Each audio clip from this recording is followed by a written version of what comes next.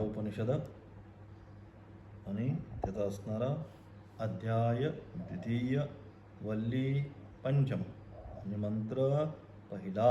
इथे आता आज आपण आरंभ करणार आहोत. आचार्य काय म्हणतात भाष्यामध्ये? आचार्य म्हणतायत पुनरपि प्रकारांतरेण ब्रह्मतत्व निर्धारणार्थम अयम आरंभो दुर्विज्ञेयत्वात् ब्रह्मणः. आचार्य या ठिकाणी म्हणतायत काय की अशा प्रकारे काय ब्रह्मतत्व जे आहे किंवा जे ब्रह्मज्ञान आहे, हे ब्रह्मज्ञान कसं आहे, हे अत्यंत दुर्लभ आहे, सहजा प्राप्त होत नाही.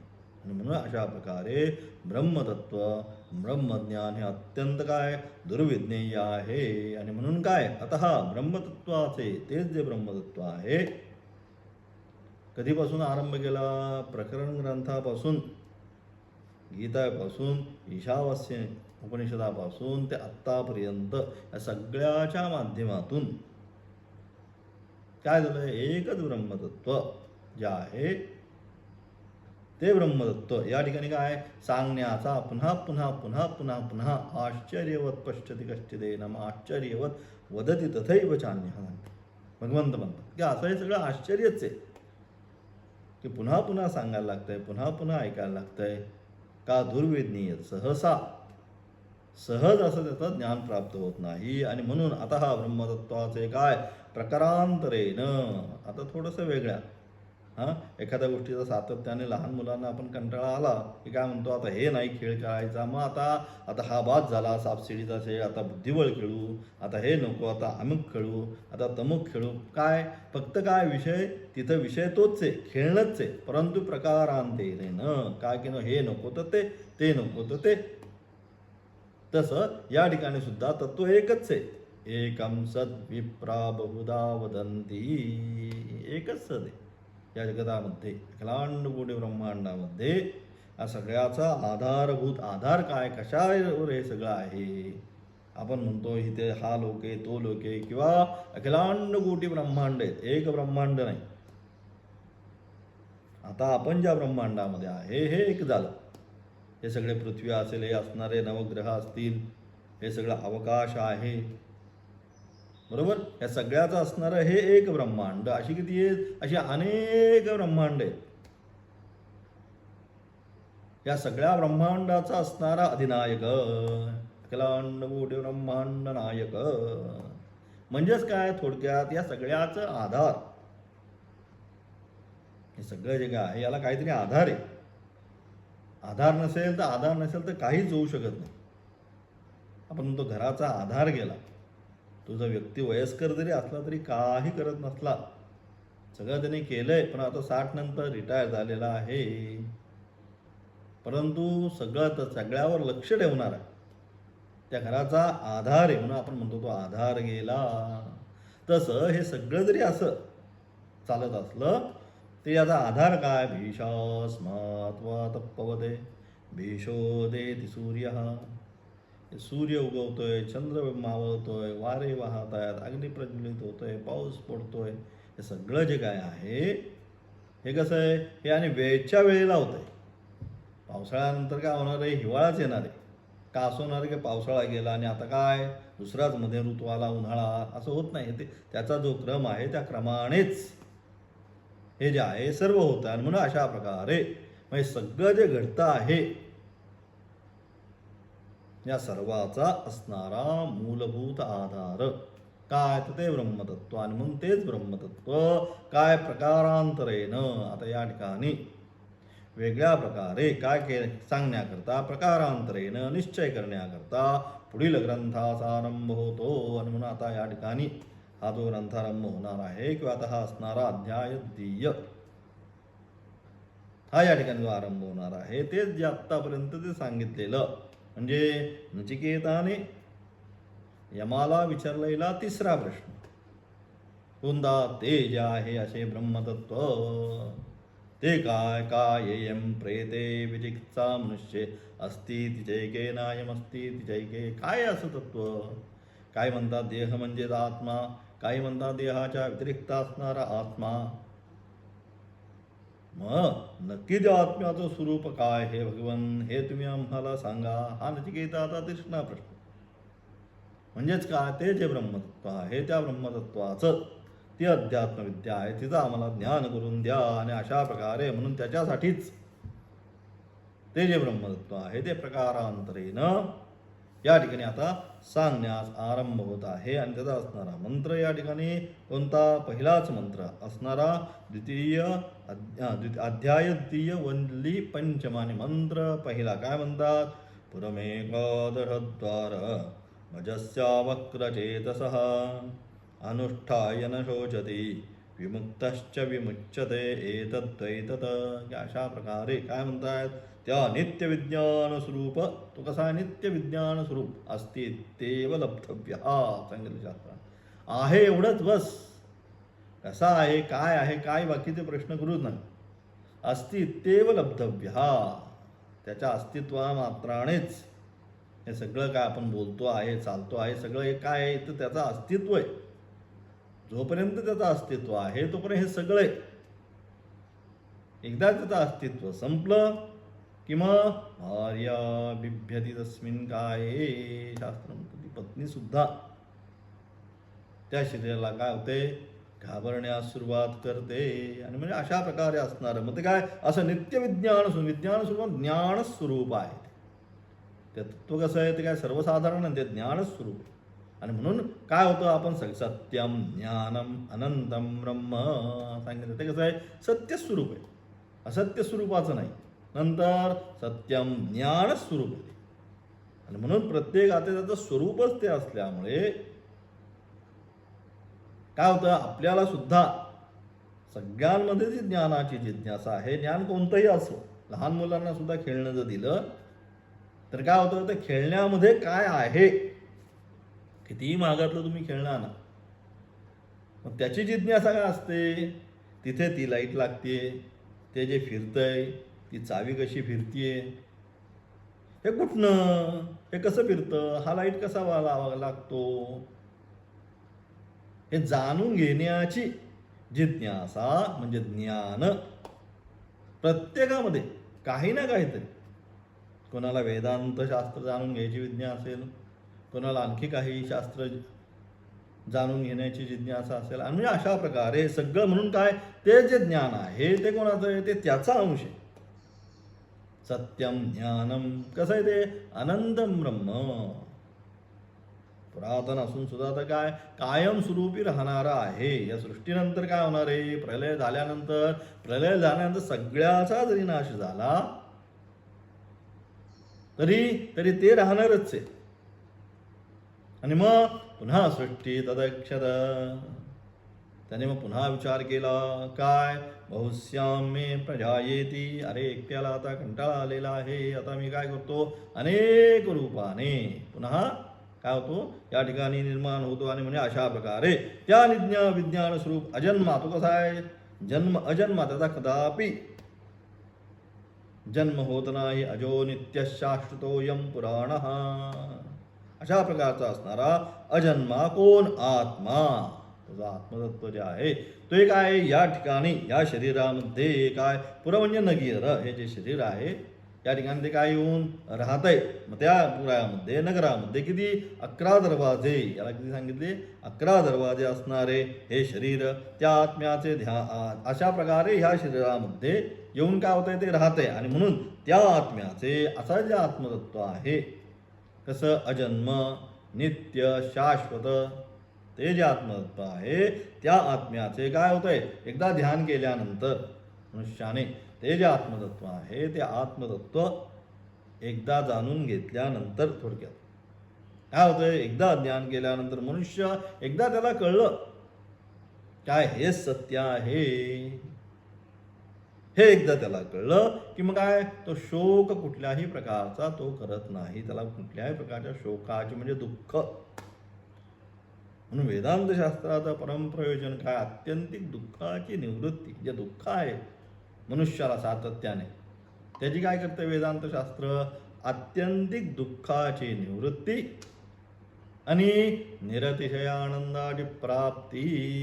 जो निरतिशय जो आनंद आहे तो निरतिशय आनंदाची ती काय करते, प्राप्ती त्या ठिकाणी करून घेत आहे. आणि मग अशा प्रकारे आणि म्हणून त्याच्याकरता म्हणून वेदांत शास्त्र, आणि म्हणून वेदांत शास्त्राच्या अनुषंगाने काय होत आहे, मग ते जे आत्मतत्व आहे त्या आत्मतत्वाचं एकदा काय केल्या ध्यान केल्यानंतर असं हेच सत्य आहे या संपूर्ण जगतामध्ये, या व्यतिरिक्त अन्य काही वस्तू सत्य स्वरूपाची नाही, हे एकदा त्यांनी जाणलं की मग तो मनुष्य शोक करत नाही. त्याला कळतं मनुष्य शोक कधी करतो, ज्यावेळेस असत्यता जे आहे असत्यता जाणल्यानंतर मनुष्य त्या असत्यतेमध्ये राहतो. मग शोक कधी, सत्य हे असं नाही, हे असंच आहे हे जाणल्यानंतर त्याला पुन्हा शोक होत नाही आणि तो या शरीराच्या असल्याने काय कर्मबंधनापासून मुक्त होतो. आणि शरीराची जी कर्मबंधनं आहे या सर्व कर्मबंधनापासून कधी ते जे आत्मतत्व आहे त्या आत्मतत्वाला जाणल्यानंतर वास्तविक स्वरूपाने या शरीराचे असणारे सर्व कर्मबंधनं काय करतो, त्याग करून तो ते ब्रह्मस्वरूप जे आहे त्या ब्रह्मस्वरूपाला प्राप्त होतो. म्हणजेच काय, थोडक्यात तो मुक्त होतो. असा असणारा मंत्राचा अर्थ. त्याचा असताना आचार्यांचं भाष्य. आचार्य या ठिकाणी काय म्हणतात ते पाहू. पुरम पुरम इव पुरम काय, द्वारपाल अधिष्ठात्राद्य अनेक पुर उपकरण संपत्ती दर्शनात शरीरम पुर इति उच्यते. आचार्यांचं असणारं भाष्य. आचार्य म्हणतात या ठिकाणी काय काय म्हणतात, पूर्वीच्या वल्लीमध्ये म्हणजे या आधीची असणारी काय चतुर्थ वल्लीमध्ये काय केलं, पूर्वीच्या वल्लीमध्ये काय केलं, ब्रह्मतत्वाचा विचार केला आहे. पहिल्यांदा विचार झालाच, पहिल्यांदा म्हणजे काय आत्तापर्यंत हाच विचार चालला आहे. ब्रह्मतत्वाच्या व्यतिरिक्त काही दुसरा आता विचारामध्ये आपल्याकडे येत नाही. म्हणून पूर्वीच्या वल्लीमध्ये ब्रह्मतत्वाचा विचार केलेला आहे. तथापि ब्रह्मतत्व हे अत्यंत दुर्विज्ञेय असल्याने दुसऱ्या प्रकाराने त्याच तत्वाचा निश्चय करण्याकरता अत्यंत कसं आहे, हे दुर्विज्ञ आहे आणि अत्यंत दुर्विज्ञेय असल्यामुळे काय केलं पाहिजे, त्याच तत्वाचा जे ब्रह्मतत्व आहे, जे अध्यात्मविद्या आहे त्या अध्यात्मविद्याचा त्या तत्वाचा काय निश्चय करण्याकरता आता स्थाणुनिखन न्यायेनं काय सांगितलं, स्थाणुनिखन न्यायनं. आता हे सगळं तुम्हाला माहिती आहे की काय तो असणारा खांब जो आहे त्या ठिकाणी आता गणपती येतील.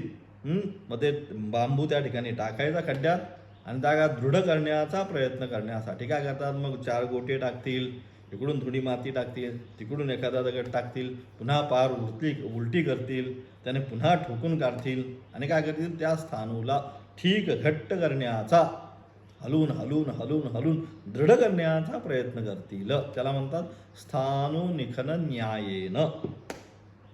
तसं इथे आता प्रकारांतरेनं का तेच ब्रह्मतत्व, दुसरं काही सांगायचं नाही आम्हाला, परंतु तेच ब्रह्मतत्व जे आहे ते काय स्थाणुनिखन न्यायेनं पुन्हा पुन्हा दृढ करायचं आहे.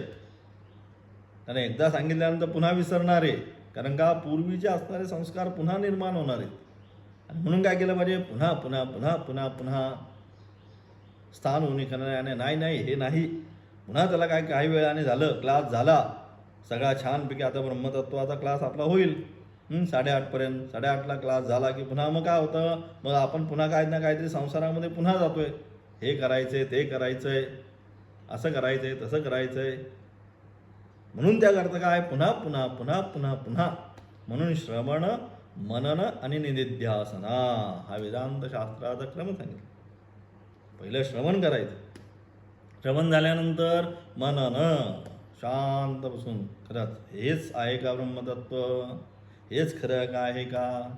मग त्याकरता काय एकांते सुखमाप्स्यतां परतरे चेतस्समाधीयतां. एकांत वासामध्ये थांबून राहून तेच ब्रह्मतत्व जे आहे त्याचं पुन्हा पुन्हा काय केलं पाहिजे, त्याने चिंतन केलं पाहिजे. तथापि ब्रह्मतत्व हे अत्यंत दुर्विज्ञेय खरं असल्यामुळे काय दुसऱ्या प्रकाराने त्या तत्वाचा निश्चय करण्यासाठी या 5व्या वल्लीमध्ये प्रसिद्ध नगराच्या रूपकाने आत्मतत्वाचे निरूपण केलं आहे. शरीराचे आहे नगराच्या रूपाने, नगरामध्ये ज्या प्रकारे अनेक प्रकारचे रस्ते असतात, अनेक प्रकारचे प्राकार असतात, मुख्य महाल असतो, अशा प्रकारे नगराची एक संरचना केलेली असते. त्या अनुषंगाने येथे सुद्धा काय त्या नगराच्या रूपकाने हे जे आत्मतत्व आहे सांगण्याचा प्रयत्न नगराच्या रूपकाने आत्मतत्वाचे निरूपण केलेले आहे. ते आत्मतत्व कसं आहे सांगण्याचा प्रयत्न केला आहे. म्हणून अजस्य अवक्रचेतसा पुर एकादशद्वारम पुरम इव इदम पुरम इदम शरीरम पुरम प्रत्यक्ष दिसणारे, हे प्रत्यक्ष दिसणारं स्थूल सूक्ष्म आणि कारण तीन प्रकारचे आपण शरीर मानतो. त्यातलं हे स्थूल शरीर जे काय करतो आपण प्रत्यक्ष आपल्याला दिसणारं आहे, प्रत्यक्ष दिसणारे असे जे स्थूल शरीर तेच पुराप्रमाणे म्हणजे प्रसिद्ध नगरापर्यंत समजावे. हे जे शरीर जे आहे त्या शरीरालाच काय केली पुरा म्हणजे नगराची कल्पना केली. आणि मग हे शरीर म्हणजेच काय स्थूल शरीर तेच पुराप्रमाणे म्हणजे प्रसिद्ध नगराप्रमाणे समजावे.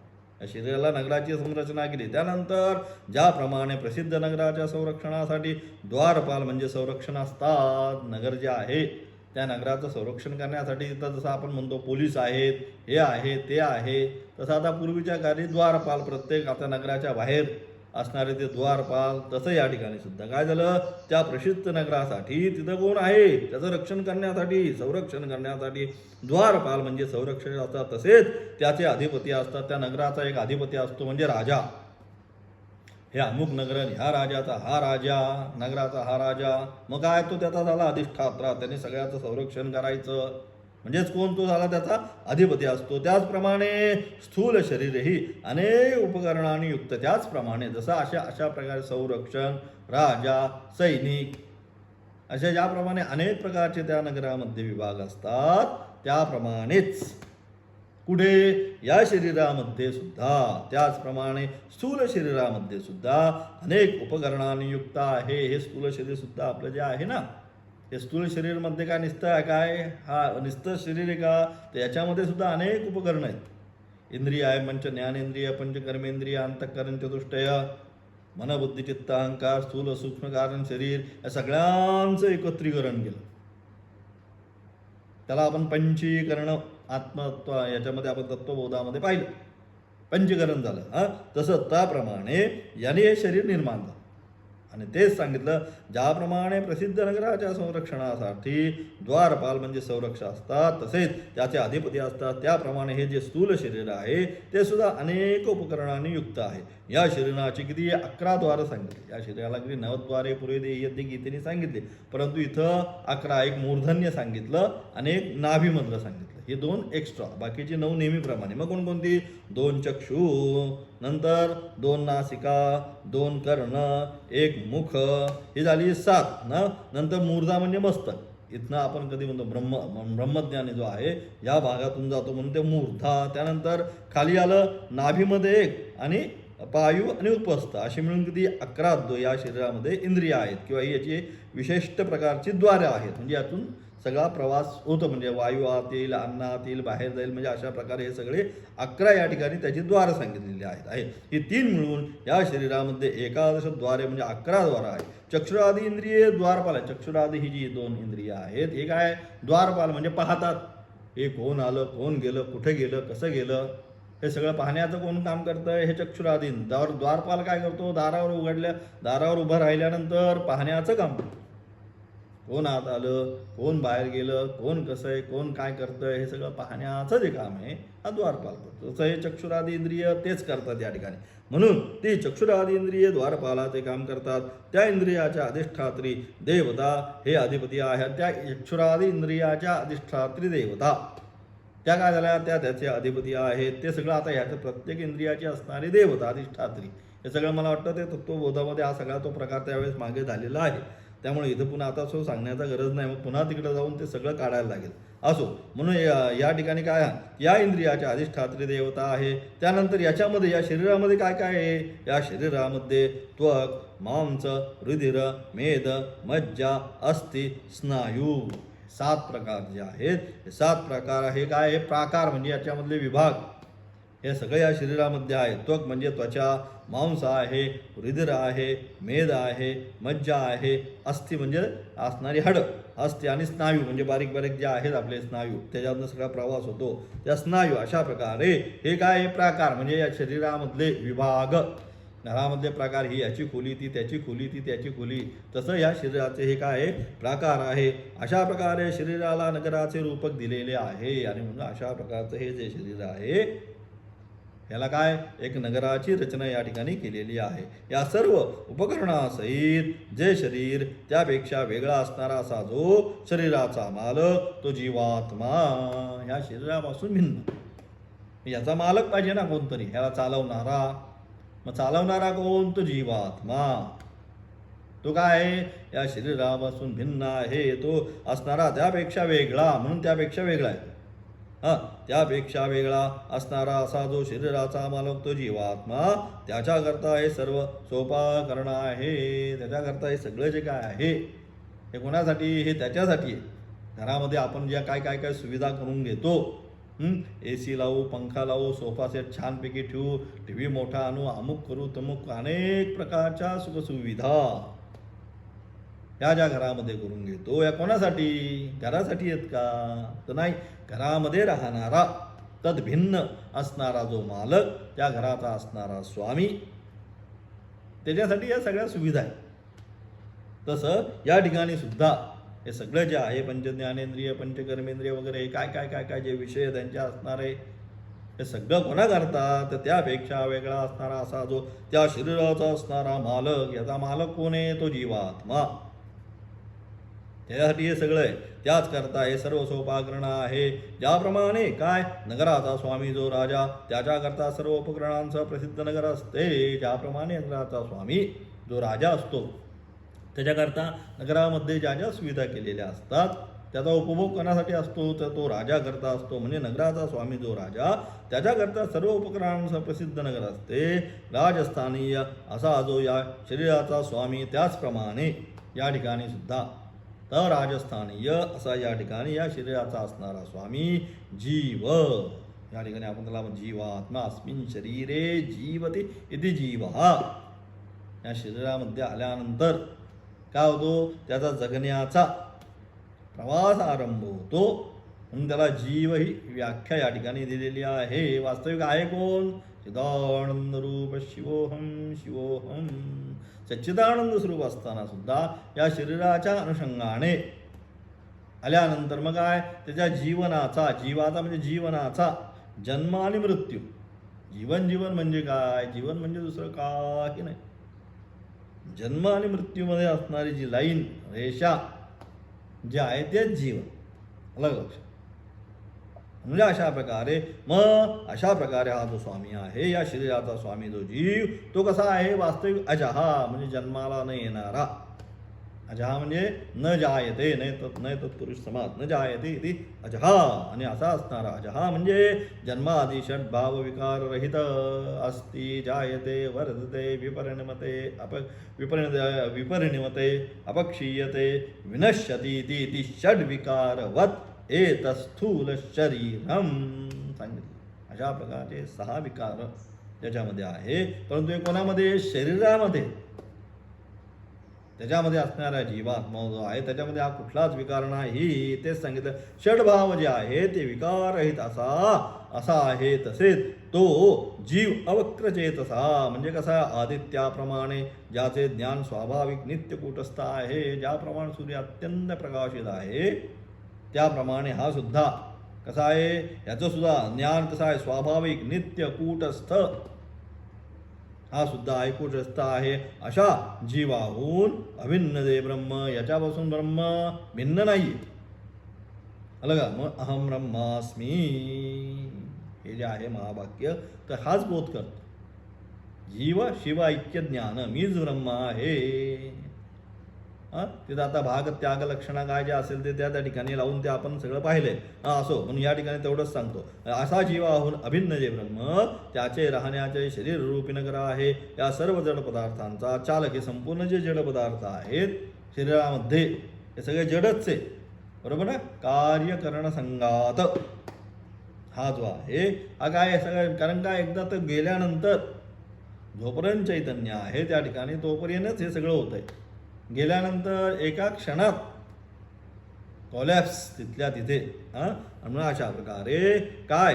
ज्ञान स्वाभाविक आहे आणि म्हणून अशा प्रकारे त्याचे राहण्याचे शरीर रूप नगर आहे. या सर्व जड पदार्थांचा चालक प्रकाशक असा कोणी तरी चेतन मानला पाहिजे. म्हणून हे जड शरीर, मग हे जड शरीर आहे, मग त्याला चालवणारा जो आहे तो चालवणारा कोणतरी चेतन मानला पाहिजे. बरोबर आहे. नुसतं खेळणं आणून उपयोग नाही. मग काय करायला लागतं, त्याच्यामध्ये बॅटरी टाकतो आपण छोटीशी, काय म्हणा पेन्सिल सेल. बरोबर आहे. मग तो पेन्सिल सेल टाकल्यानंतर काय होतं, ते खेळणं काय होतं, मग तुम्ही ऑन केलं ऑफ केलं, ऑन केल्यानंतर ते खेळणं काय जे असेल ते खेळायला सुरुवात करतं. बरोबर आहे. त्याचप्रमाणे इथे सुद्धा आहे. हे शरीर जड आहे. मग हे जे हालचाल सगळी त्याची होते, जसं खेळण्याचे सगळे ऑन केल्यानंतर हालचाल होते, तसं या शरीराची सर्व हालचाल जे काय आहे ते कधी होतं, त्यामध्ये असणारा जो चेतनांश आहे, चेतनांश म्हणजे ती बॅटरी टाकल्यानंतर तो जीवात्मा, तो चेतन मानला पाहिजे. कुठेतरी चैतन्य पाहिजे, चेतनता पाहिजे, म्हणून तो सांगितला. तरी चेतन मानला पाहिजे. शरीररूपी पुराचा मालक जीव जरी असला तथापि तो जीव ब्रह्मापेक्षा भिन्न नाही. यद्यपि याचा मालक जीवात्मा जरी असला तरी तो जीवात्मा स्वरूपाने ब्रह्मापेक्षा भिन्न नाही, ब्रह्मच आहे, हे सांगण्याचा प्रयत्न केला. आणि मग जीव ब्रह्मापेक्षा भिन्न नाही कसं काय सांगायचं, मग सृष्ट्वा तदेवानुप्राविशत, वेदमंत्र म्हणतो. तर सृष्ट्वा तदेवानुप्राविशत, भगवंताने काय केले, संपूर्ण सृष्टी केली. आणि सृष्टी केल्यानंतर तो स्वतःच काय झालं, त्याच्यामध्ये त्यांनी स्वतःनेच प्रवेश केला. तर सृष्ट्वा तदेवानुप्राविशत, संपूर्ण जगताची निर्मिती करून तो स्वतःच काय झालं, त्याच्यामध्ये त्यांनी काय केलं, प्रवेश केला. या श्रुतीने जीव परमात्मा यांचा औपाधिक भेद असला, यद्यपि औपाधिक भेद आहे नाही आपण म्हणत नाही, परंतु औपाधिक जरी भेद असला तथापि वास्तविक अभेदच आहे. औपाधिक जरी भेद असला तरी वास्तविक चेतनांशाने सगळे एकच आहे. जसं सातत्याने सांगितलं, लाईट उपकरणं भिन्न भिन्न जरी असली, फ्रीज, टी व्ही, मोबाईल, हा लाईट, पंखा, AC, हे सगळी भिन्न भिन्न जरी उपकरणं असली तरी या सर्व भिन्न भिन्न उपकरणामध्ये असणारी विद्युत शक्ती जी आहे, ही विद्युत शक्ती ज्याप्रमाणे ती एकच आहे, तिच्यामध्ये भिन्नता नाही. का लाईट याला फ्रीजला वेगळी, लाईटला वेगळी, पंख्याला वेगळी असं होतं का, नाही. एकाच ट्रान्सफॉर्मरमधनं येते आणि ते सगळं चालवते. तसं एकच चैतन्य जे आहे ते काय सगळ्याकडे अनुस्यूत झालेलं आहे. म्हणून सांगितलं, विद्या विनय संपन्ने ब्राह्मणे कविहस्तिनी शुनिजैव स्वपाकेच पंडिता समदर्शन. हा समदर्शन करणं म्हणजे का, ते जे तत्व जे आहे ते चेतन तत्व सर्वत्र इथून तिथून एकच आहे. अशा प्रकारे म्हणून जीव, आणि म्हणून काय झालं, या श्रुतीने जीव व परमात्मा यांच्यामध्ये औपाधिक जरी भेद असला तथापि वास्तविक भेद दाखवलेला आहे. असा पुरस्वामी जो ईश्वर, त्याचे अनुष्ठान म्हणजे असा त्या पुराचा स्वामी ईश्वर जो आहे, त्या ईश्वराचं काय केलं पाहिजे, अनुष्ठान म्हणजे ध्यान केलं पाहिजे. कोणाचं ध्यान केलं पाहिजे, तर त्या ईश्वराचं ध्यान केलं पाहिजे. आणि काय, विचाराने अपरोक्ष विज्ञान सर्वसन्यासपूर्वक सर्वभूतस्थ अशा ब्रह्माचे ज्ञान झाले की, म्हणजे अशा प्रकारे अपरोक्ष विज्ञानाने त्यानंतर सर्वसन्यासपूर्वक एकदा ज्ञान झाल्यानंतर मग काय, सर्वसन्यास सगळ्याचा त्याग, सर्व त्यागपूर्वक सर्वभूतस्थ अशा ब्रह्माचे ज्ञान एकदा त्याला झालं की मग काय झाले की त्या पुरुषाला कोणत्याही प्रकारचा शोक होत नाही. मग त्याला कुठल्याच प्रकारचा आता शोक राहत नाही. कारण आत्मविज्ञानामुळे अभयाची प्राप्ती होत असल्याने शोकास अवसर नाही. एकदा आत्मज्ञान प्राप्त झाल्यानंतर त्याला अभयच प्राप्त होतात. भयम भवती, भीती कधी, ज्यावेळेस दोन आहे, द्वैत आहे त्यावेळेस भय, पण अद्वैताला भयच नाही. मग भिन्नतेया काही नाही. अंतर्बहिश्च तत्सर्व व्याप्यम नारायणस्थिता. आत बाहेर सर्वत्र सर्व एकच नारायण, त्या नारायणाच्या व्यतिरिक्त काही नाही. बस हे आपल्याला सांगण्याचा प्रयत्न केला. म्हणून अशा प्रकारे भीती कशी होणार, म्हणून तो जीवनमुक्त होतो. अशा प्रकारे त्या तत्वाला जाणल्यानंतर तो काय होतो, तो खऱ्या अर्थाने जीवनमुक्त होतो. आणि मग त्याच्या प्रारब्ध कर्माचा उपभोगाने क्षय झाला. कारण म्हणजे प्रारब्ध कर्म जे आहे, ती प्रारब्ध कर्म जे आहे, यद्यपि ज्ञान निर्माण झालं, परंतु प्रारब्ध संपलं नाही. मग तो जो प्रारब्ध कर्म आहे त्याचा उपभोगाने काय होतं, क्षय झाला की तो देहमुक्त होतो, या देहापासून त्याला मुक्ती होते आणि मग म्हणजे पुन्हा तो जन्मास येत नाही. म्हणजे जीवनमुक्ती आणि विदेहमुक्ती या दोन्हीचंही प्रमाण दाखवले आहे. अशा प्रकारे एकदा त्या तत्वाची त्याने जीवनामध्ये प्राप्ती करून गेल्यानंतर पुनरपि जननम पुनरपि मनोनम पुनरपि जननी जन्म मृत्यूच्या चक्रामध्ये तो पुन्हा येत नाही. मग काय स्वस्वरूपी जे आहे ते स्वस्वरूपाला वाढून तो काय आनंदी आनंदी आणि आनंद ह्या प्रकारे ते आत्मत्व ह्या मंत्राच्या द्वारे सांगण्याचा प्रयत्न केला. द्वितीय जे मंत्र आहे तुमच्या दुसऱ्यानंतर इच्छित असा विशेष व्याख्या उद्याच्या पाठामध्ये करणार आहोत. ओम तत्सत.